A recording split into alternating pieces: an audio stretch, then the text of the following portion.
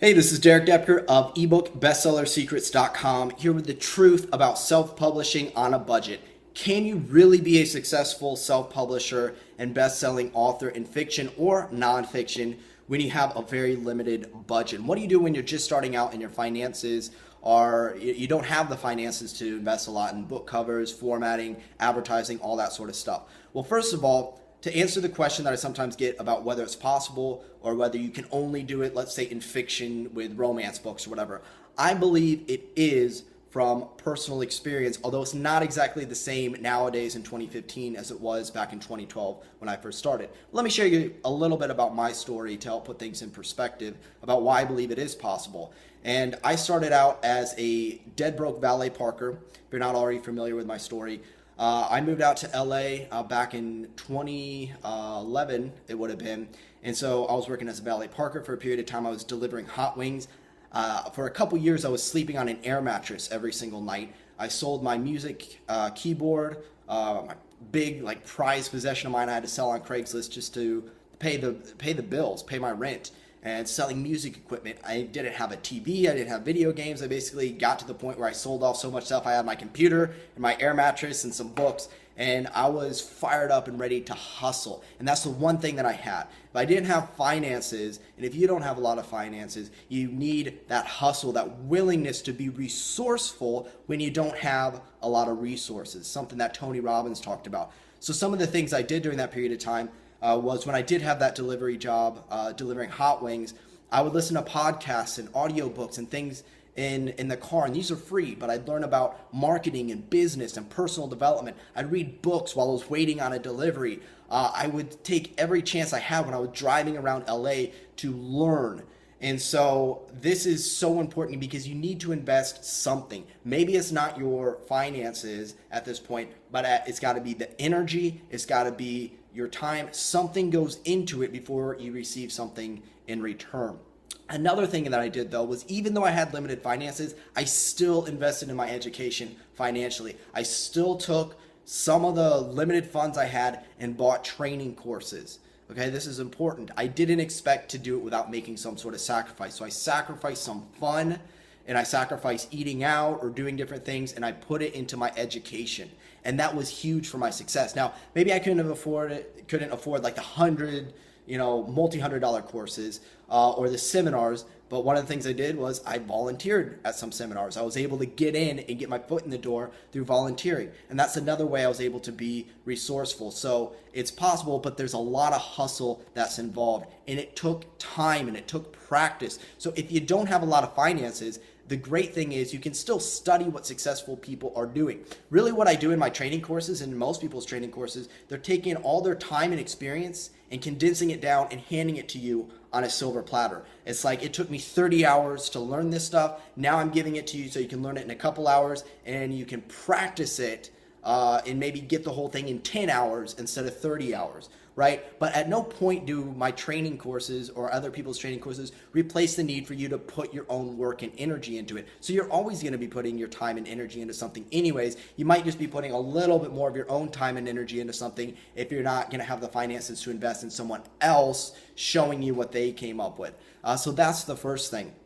And this leads me to the point of in 2015, things have changed in Kindle. It's maybe not quite as easy, but the foundations and the principles are still there. I still believe it's possible to be highly successful in self-publishing, but get this idea out of your head that it's going to be quick. Get this idea that you're going to expect it to happen in a couple months. Some people do that. I'm not saying it's impossible, but what you don't see is their background. So if I went from, first Kindle book to #1 bestseller on Kindle in 6 months, what you don't see is that I was spending a year or two getting my foundation in place. That time that I was driving in my car listening to the learning about skills of copywriting and marketing. You don't see that. And what you might not see with people who have quick success is they have a background of skills. Even my background in music helped me teach me certain concepts that helps me be more creative when it comes to book marketing. And I'm actually going to share with you a technique in a moment about how you can be more creative. So that's the thing. You don't see these people's backgrounds. Now, I don't want that to discourage you, because the good news is you have a background in skills that other people don't have. You have skills that I don't have. Okay, I didn't start out as a great writer. I practiced it. Now, maybe you're interested in that, maybe not. But whatever it is, you can practice it and develop a skill. T.R. Becker says every master was once a disaster. So you can learn these things. But here's the other thing. Maybe writing books or whatever isn't your thing, but you're very good at team management, let's say. So for a person that's good at that, maybe they learn how to outsource and hire the right people and connect them. Maybe they're good at negotiating relationships that say, hey, I don't have a lot of money, but I can trade this one skill that I have for something that you do. I can teach, for instance, personally, I can teach guitar lessons in exchange for graphic design work. Okay, so I leverage my skills and you can learn to leverage your skills. So first of all, that is something I did, was I taught guitar lessons in exchange for things. And you can find the skills and the talents that you have and take your background to help you with self-publishing. But now I want to bring it to, I think, really the more important point is, and that is, there was one shift in mindset that I had that was really responsible for a lot of my success. And I can tell a person's going to struggle when they come to me and they say, I just need to know how to make money. What's the best niche to go into? What's the most profitable thing? Do I need to publish nonfiction or fiction? These are all valid questions to ask, and money is important, but I didn't achieve my success by focusing on money. What happens is, and this is something I've taught, I shifted the question I was asking from how can I get value, how can I make money, to how can I give value. See, when I published my book that became a #1 bestseller, 50 Fitness Tips You Wish You Knew, I wasn't thinking I need this to become a bestseller so I make so much money. Sure, the money thing was in my head. Sure, making my money back from what I put into it was important to me. Okay, I'm not ignoring that. But my key focus, what was in my heart, was I want to get this out there to help people. I want to provide something that's valuable to people. And what you'll notice is many of the most successful entrepreneurs who have long-term success, that's their focus, is providing value. I'm not shooting this video because I make money from it. I'm shooting it because I'm inspired to share with you some lessons that have really helped me, and I hope it helps you. And there's not necessarily a direct financial return, unless you consider maybe the laws of the universe and how everything will kind of come back to you, good karma type stuff. But for the most part, I put my main focus on providing value. So that's the thing that's going to keep people stuck, is when they're thinking too much about how do I make money. I know it sounds contradictory because you need to make money. Look, I'm not saying you shouldn't try to make money from your stuff. It just can't be the primary focus. So you might be wondering, okay, great, Derek, that's awesome in theory, put your focus on serving people. But, if I just sit there and go, how do I provide value to people? I might not come up with a good answer, or I might be so stressed out about the bills that I have to pay that I can't think of it. And I know for me, if I don't do one little trick that I'm about to share with you, what happens is I'll ask a question like, how can I give value? And I'm just like, I don't know.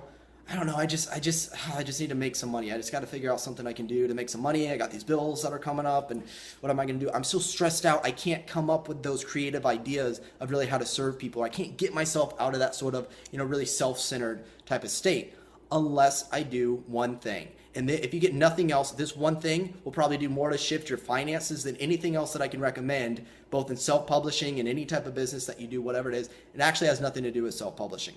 Here's what this one thing is that I did that I credit a lot of my success to.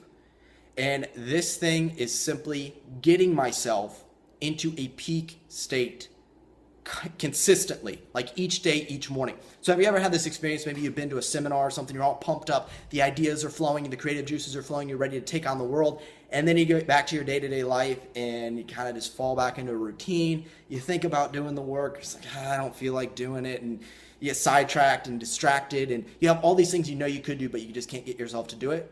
That's because you're not in a peak state. It's a constant battle for me to this day where I force myself into a peak state. Some days I'm guilty. I wake up, I don't feel like doing anything. I'm lazy. I surf Facebook. I don't get the work done. And the reason for that is because I didn't get myself into state. How do I do this? I take 5-10 minutes, I put on some good music, and I dance, or I exercise. If you need to put on some Eye of the Tiger and just sit there and do some air punches or whatever you need to do for a couple minutes, get yourself into that state, and then your mind will open up.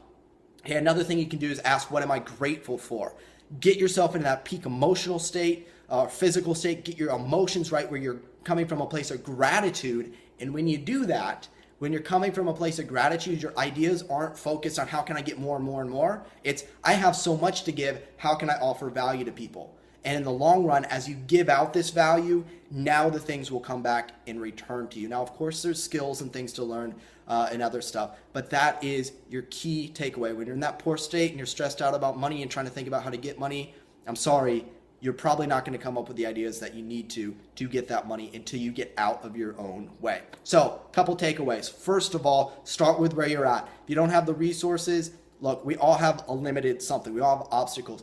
Focus on resourcefulness, okay? Do what you can, but still be willing to invest. Second thing, get yourself into that peak state every morning. And when your state crashes, get back into it. When you don't feel like doing the work, get up, move your body, get yourself ready to do it. And this is a constant battle. So, like I said, I'm a health and fitness guy, but some days I'm just tired. I don't feel like doing anything. And on those days, if I let my state stay down, I'm screwed. I don't get anything done. I have to be proactive about managing my state. And the third thing is, once you're in that state, then you can ask the question, how can I give value? And you'll come up with much better answers. Keep asking the question, keep getting yourself into state.